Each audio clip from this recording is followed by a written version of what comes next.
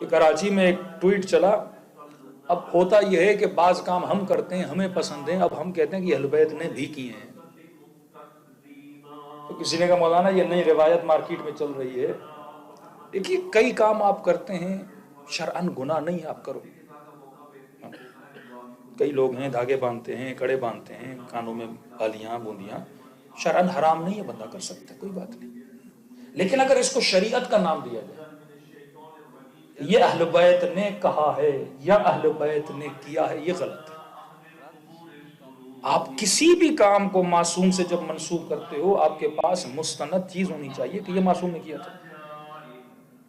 اب ایک کام میں کر رہا ہوں لیکن بولوں کہ نہیں امام نے بھی کیا تھا، کیونکہ میں کر رہا ہوں، یہ اپنی سیلف کی محبت کو پروف کر رہا ہوں، کس سے؟ امام کے لیے۔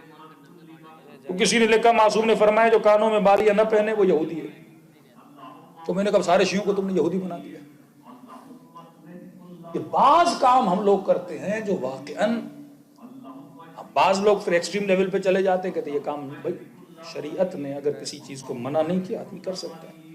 کئی مومنین ہیں چاندی کی چینز پہنتے ہیں، بہت سارے کام کرتے ہیں، شرعن حرام نہیں ہے، مرد چاندی پہن سکتا ہے، سونا اس پر کیا ہے؟ اگر کوئی کڑی پہننا چاہتا ہے، کانوں میں بالیاں پہننا چاہتا ہے، شرعن حرام نہیں ہے۔ لیکن نسبت دے اس کی کس کی طرف؟ معصوم کی طرف۔ کہ آپ کو چھوٹی چھوٹی چیزیں معصوم کی یاد رہ جاتی ہیں لیکن حسین کی نماز یاد نہیں ہے جو واجب ہے، مولا حسین کا روزہ یاد نہیں ہے، مولا حسین کی صداقت یاد نہیں ہے، مولا حسین کی قربانی یاد نہیں ہے، وہ چیزیں بھی تو یاد کرو نا۔ ان چیزوں کو اپنی نسلوں میں ہائی لائٹ کرو جو واجبات ہیں۔ اور یہ فرمان معصوم فرماتے ہیں آخری زمانے میں لوگوں کی مستحبات پہ بڑی پکڑ ہوگی لیکن واجبات کو کیا کر دیں گے؟ ترک کر دیں گے۔ میں نے دیکھا ہے بعض لوگوں کو کہ زیارت عاشورہ اس بندے کی قضا نہیں ہوتی، یعنی واجب کر دیا اس نے کہ میں نے ڈیلی زیارت عاشورہ پڑھنی ہے، لیکن نماز بندے کی قضا ہو جاتی ہے۔ آیت الکرسی اس کی قضا نہیں ہوتی، وہ تو پڑھتا ہے لیکن روزہ جناب نہیں رکھتا، وہ قضا ہو جاتا ہے۔ یہ آخری زمانے کی نشانی ہے کہ بندہ مستحب کاموں میں خود کو بہت زیادہ انوالو کر لے گا لیکن واجب کو ترک کر دے گا۔ مستحب کی ویلیو تب ہے جب بندہ واجب کو کیا کرے؟ ادا کرے۔ اب بندہ بغیر وضو کے نماز پڑھتا رہے، اس نماز کا فائدہ کیا؟ نماز بھی تب قبول ہوتی ہے جب اس کے مقدمے کو کیا کیا جائے؟ انجام دیا جائے۔ تو کئی لوگوں کی توجہ ان چیزوں پر ہے، یا آپ کو زیادہ تر نظر آتا ہوگا وہاں پر سعودی عرب میں یہ چیز زیادہ نظر آتی ہے۔ آج ایک مومن ملا کہ لگا ہمارے آفس میں بحث ہو گئی، تو ایک انگریز تھا، اس نے، دونوں ہم مسلمان تھے، کہ شیعہ مسلم تھا وہ، کوئی سامنے وہابی مسلم تھا۔ تو کہا کہ آپ کے کتنے بچے ہیں؟ انہوں نے کہا ہمارے 2-3 بچے ہیں۔ کب آپ کے بچے پیدا ہوئے؟ اس نے کہا فلاں تاریخ کو میرے بچے پیدا ہوئے۔ تو کہا اس خاتون نے کہا تو کل تو آپ کی بچی کا برتھ ڈے ہے؟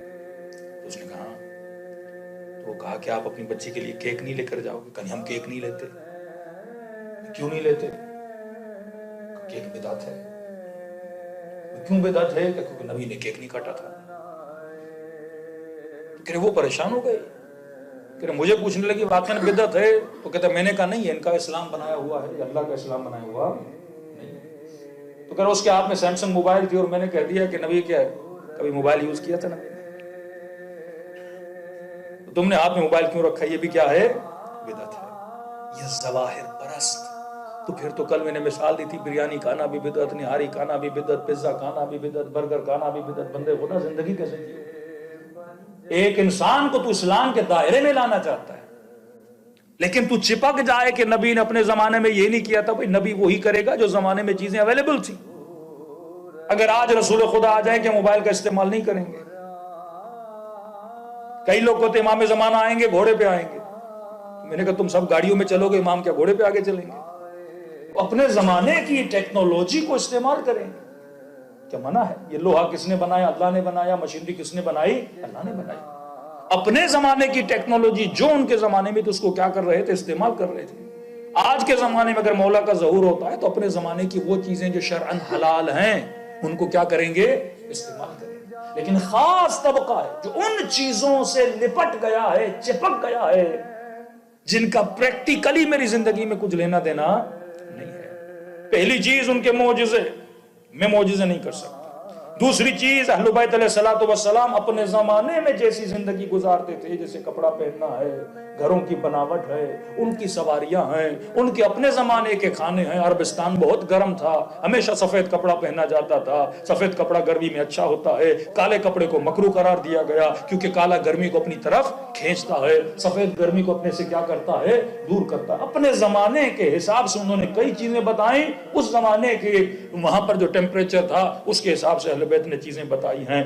پریکٹیکلی میرے لیے ممکن نہیں میں ویسا گھر بناؤں جیسا رسول کا گھر بنا ہوا تھا، پریکٹیکلی میرے لیے ممکن نہیں ویسے کھانے کھاؤں جیسے کھانے اس زمانے میں تھے۔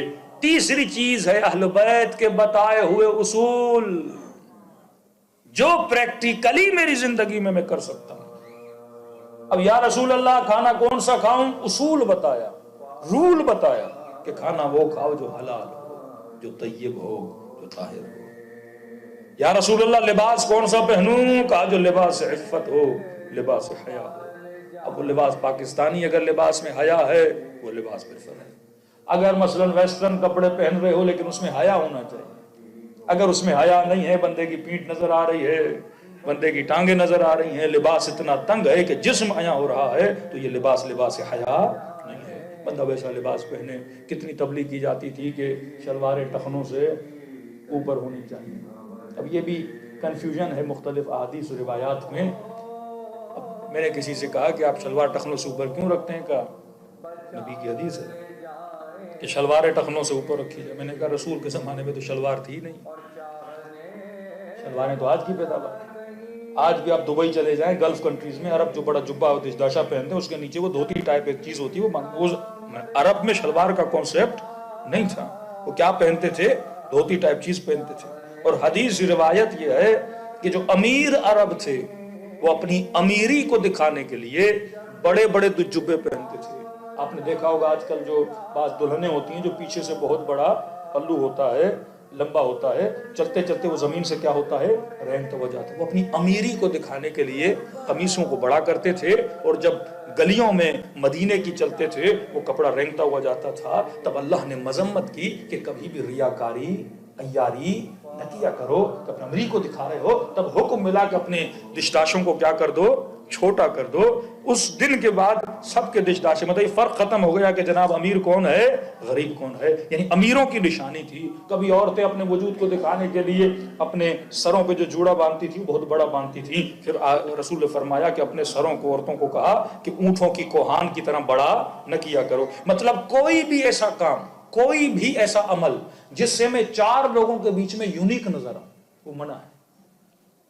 مطلب میں اظہار وجود کرنے لگوں کہ کسی نے ایسا کام نہیں کیا لیکن میں کروں، میں یونیک لگوں۔ عورتیں بعض اپنے پاؤں میں پازیب باندھ کے چلتی تھی، گلیوں سے چلتی تھی تو چھن چھن کی آواز آتی تھی، منع کیا ایسا کام نہ کرو۔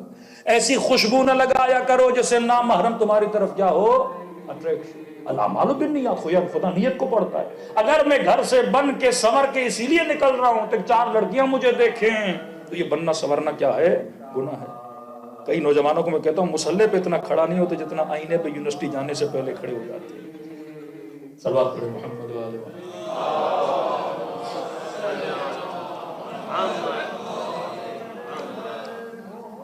دو گھنٹہ بندہ آئینے پہ کھڑا ہو، کبھی بال بنائے، کبھی چہرہ بننا سورنا حرام نہیں، لیکن اگر نیت یہ ہو کہ میں جاؤں۔ اہل بیت علیہ السلام کس طرح کے کپڑے پہنتے تھے۔ تیسرا پہلو ان کے بتائے ہوئے اصول بتا دیے کہ امیر المؤمنین کے زمانے کے کپڑے الگ، 70 ٹاکے لگے ہوتے تھے امیر المؤمنین کے۔ اعتراض امام حسن پہ ہوا، اعتراض چھٹے امام پہ ہوا، اعتراض امام رضا پہ ہوا کہ مولا آپ کے کپڑے اتنے اچھے کیوں ہیں؟ امام نے پھر دلیل دی۔ یہی داڑھی کی مثال سب سے بڑی ہے کہ ایک بندے نے امیر المؤمنین پر اعتراض کیا، خود مولا کے زمانے کہ یا علی، رسول خدا کا فرمان تھا کہ اپنی داڑھیوں کو یہودیوں کی طرح نہ رکھو، لہٰذا ہم رسول کے زمانے سے لے کر آج تک اپنی داڑھیوں کو خضاب کرتے ہیں، لیکن یار یہ آپ کی داڑھی سفید کیوں، آپ نے داڑھی کو خضاب کیا؟ امام فرما صحیح ہے، رسول کا فرمان تھا